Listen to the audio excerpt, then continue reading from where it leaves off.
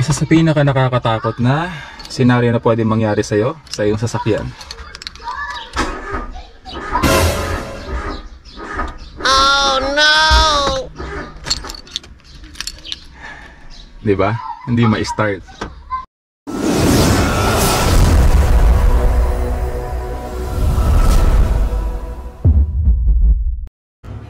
Okay mga ka-fixit, so sa ganitong senaryo hindi natin ma-start yung ating sasakyan dahil sa mahina na yung ating battery.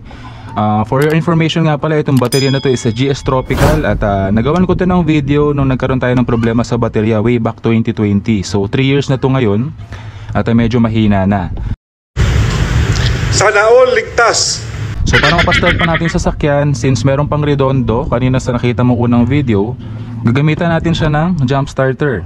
So ito nakikita mo ngayon is a jump starter. So nabili ko to sa Lazada. This is not a sponsored video. Hindi ito pinadala sa akin para gawan ko ng review. I bought this para sa aming sasakyan just in case of emergency like this. Okay, so susubukan natin siya ngayon for the first time. Oh my God! Wow! So meron tong kasamang jump starter. Actually, pinuksan ko na to kagabi. Chinurge ko na rin to. It's 100% na. At gagamitin natin tong clamp para sa ating baterya. I also read the manual. Pasensya na nga pala, medyo madumi yung engine bay natin, no? Okay? So, para matulungan tayo ng jump starter na ma-start yung ating sasakyan, una ko ika-clamp is the positive terminal.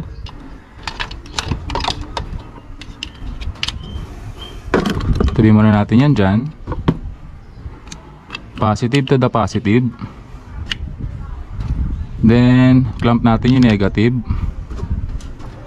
Okay. Tapos buksan natin to. Yan. Again, magkaiba yung butas niya, kaya hindi kayo magkakamali. Ayan, yung bilog sa ilalim, yung may flat na corner sa ibabaw.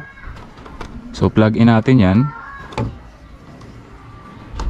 Medyo masikip kasi first time lang.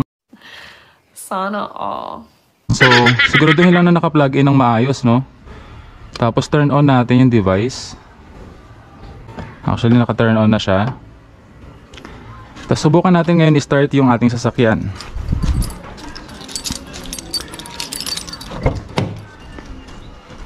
Double check lang natin yung mga clamp.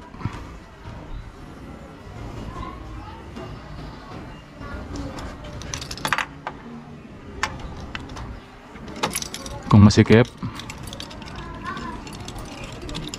Ayan. Okay naman. Kung naka-on na, double check lang.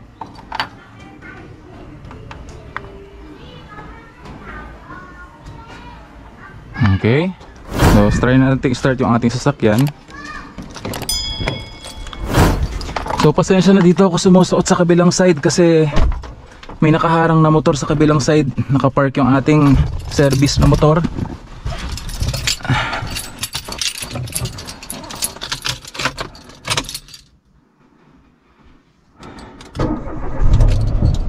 Ayun. Ayos, ang lakas.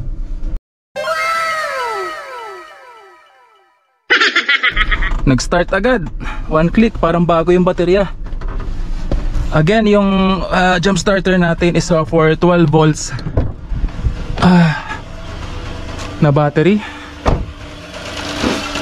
So after nyan, kailangan nating disconnect properly yung ating jump starter. Unahin natin to.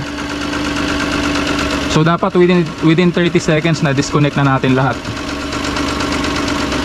Medyo masikip lang. Sana all.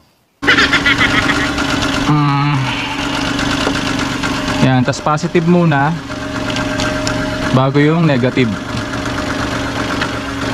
Okay, so it works. Again, this is a very handy tool. Marami na pong available nito sa market. Hindi lang naman po iisang brand yan. Maraming klase nito. Pero ito yung nakita kong pinakamura and pinakamarami ang nakabili at pinakamaganda ang review. So this is around 1,300 pesos. kapag ka binili mo sa Lazada. I'm not sure sa Shopee kung magkano siya, no? So I highly recommend having this in your car, just in case of emergencies. Okay, so may kasama na rin siyang tire inflator. Ayan, as you can see. It also comes with a connector. Ayan, kagaya rin ng connector nito, pareho lang sila. Doon mo rin i-connect at makakapag-inflate ka na ng iyong battery. Okay, so it also comes with a charger. Ayan, may charger na siyang kasama. Parang charger lang din sa cellphone. Pwede mo siyang i-plug in directly sa USB socket or use the 5 volts charger. Okay, yan. So maganda yung meron kayo nito in case of emergency na hindi nyo ma-start yung inyong sasakyan dahil mahina na yung inyong baterya. So anyway, dahil na-start ko na yung ating sasakyan, kakarga na yung ating alternator ng current papunta sa ating battery. So wala na akong problema sa buong biyahe. Ano lang naman, humina yung ating baterya kasi kapag mga ilang araw na hindi natin siya nagagamit. Okay? So I think it's time na malinisan ko tong engine bay, and I'll make another video on that. Okay mga ka-fixit, again, thank you for watching. This is a basic information for all of you to help you in case of emergencies na kagaya nito. Thank you for watching. See you again on our next video. Bye bye.